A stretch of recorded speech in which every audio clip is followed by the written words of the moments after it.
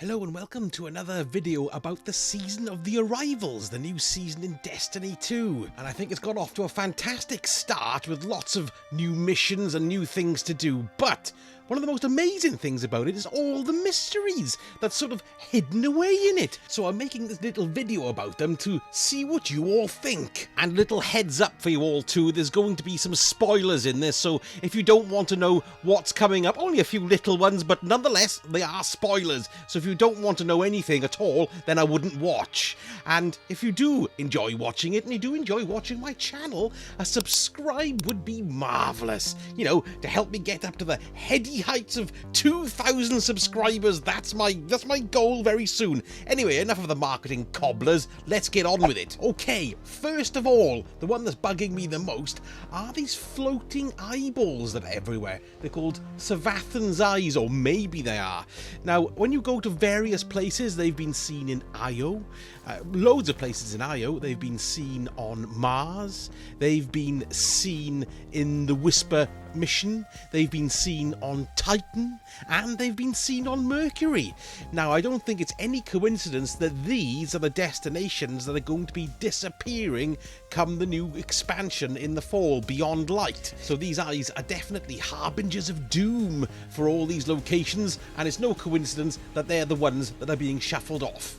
So these eyes, when you shoot them as well, they do react. It says immune, so obviously we can't destroy them. Now there might be something of the corrupted eggs about these young fellows, because as you know, with the corrupted eggs, when you shoot them, nothing happens unless you shoot them with the Wish Ender bow. That's the only weapon that can destroy the corrupted eggs. And it's probably exactly the same with these floating eyeballs.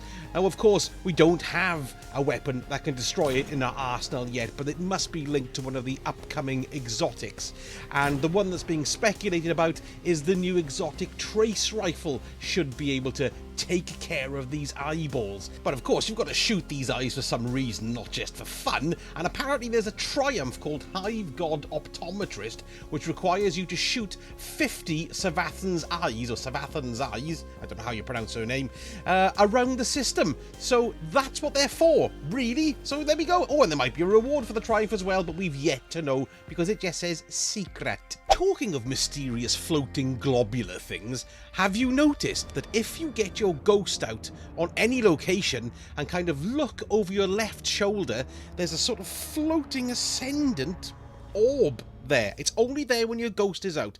I've tried it when I'm doing strikes, I've tried it on Io, I've tried it on the EDZ, I even tried it in the tower. It's not in the tower, it's only when you're actually out in the wild.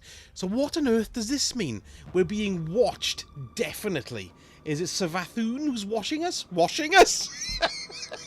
She might be washing us, you know, she could give us under the arms and give us a shave and things like that. But if she's not washing us, perhaps she's watching us. Or is it the darkness? Who knows? But I think it's a really cool thing, and it didn't half spin me out when I first noticed. And then every time you get your ghost out, you think there's this little thing going, alright, just watching you all the time. And you just think, sod off and leave me alone. But it won't, it'll stay there forever. Watching you. I wonder if a guardian goes for a pee, they're watching you, or having a poo, and perhaps they're watching you then. And I don't like to think what's happening when, you know... Yes, well anyway, Guardians don't do that kind of thing. Another thing of interest takes us to Mars, and in particular on the way to see Rasputin. Now then, if you walk past Anna Bray and then you go past the Rasputin statue and you make your way through the little thrall tunnel here, and then you go around this little bit, and then on your right you can see a door has actually opened. And when you go and look in the door, you can see a data pad there, and like a shot glass too, and a thing saying hot dog. Who knows what this is all about, but this is only just opened after the season of the Arrivals dropped, which is quite interesting. So it might have a point at some point in the future. And I did a zoom in as well of the pad. You can see there's like an M and a H made out of some form of binary there. There's lots of programming there. There's a very, very small writing which I just simply could not magnify to get any sense out of. But still, pretty cool. Oh, there's a little no hunter sign there as well, which is quite funny. And also, while staying with the Rasputin thing, if you keep on going and you get to the Mind Labs, you can see there's like the hexagonal satellites, and there's an objective marker just as you walk in. And if you jump across and go into the vent and then come out into the room, there is a computer screen and an objective marker floating on that computer screen, but you can't do anything to it. Now then, speculation is, now this is a bit spoilery, I'm afraid, so if you don't want to hear about things that are going to happen in the season, skip forward, but there's a mission called Evacuation.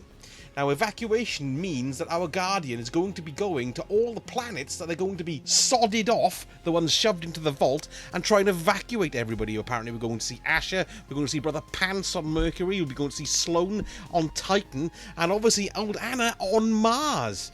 Now then, it could be something to do with that kind of quest step, and it also seems to be tied into an exotic quest step as well.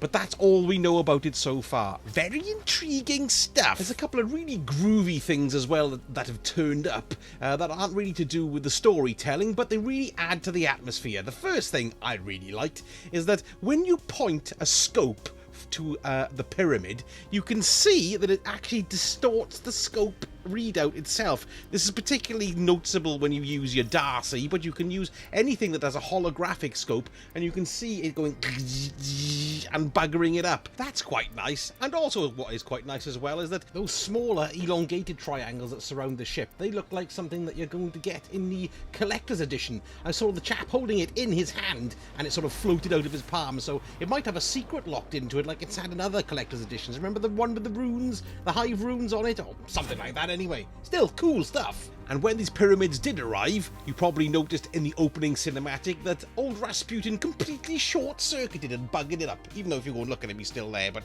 never mind, we'll just skip over that. So all the bunkers have now closed, which is pretty cool. So if you're on your travels in the EDZ, on the moon, or what's the other one, Io, which is exactly where we are, if you go to where the bunker entrance was, you can see the doors are now firmly shut. That's pretty cool. And you can also see that the Rasputin towers are completely dark, the ones that are still remain. That's pretty cool too. However, if you do want to have a little bit of a laugh, because I think it's going to be fixed pretty soon in the future, go to the EDZ, go to Winding Cove, you know, where the Seraph event used to be, and then if you have a look where the towers used to stand, you know, that you threw your balls at, there's holes in the ground, or actually there's holes in the world, and you can see down through the floor. So, and the funny thing is, if you go and look at the one on the far right and angle your view, you can see the Seraph Tower box, you know, the one that used to pop up, that you used to trigger the event with. Look, it's still floating there, so the assets are still underneath the world. And you can see each one. You go to the one over the other side as well, and there's a big hole there. It's really quite cool. You can kind of see the 3D depths of the maps and stuff. So I just thought that would be worth pointing out to you before Bungie. Bungie? No. Bungie? Yeah, you know, those ones who tie themselves to legs so people can jump off bridges. Bungie, patch it. Good lord, I'm going insane. I've done too many videos and my mind's gone to mush. Anyway, if you do like watching these videos, I've got loads more to come. I've also done some really cool ones about the Umbral Engram, and I've also done another one about the new artifact, if you want to go and have a little look at those too. Okay, that's me done for this one. See you again very soon, lads and lasses.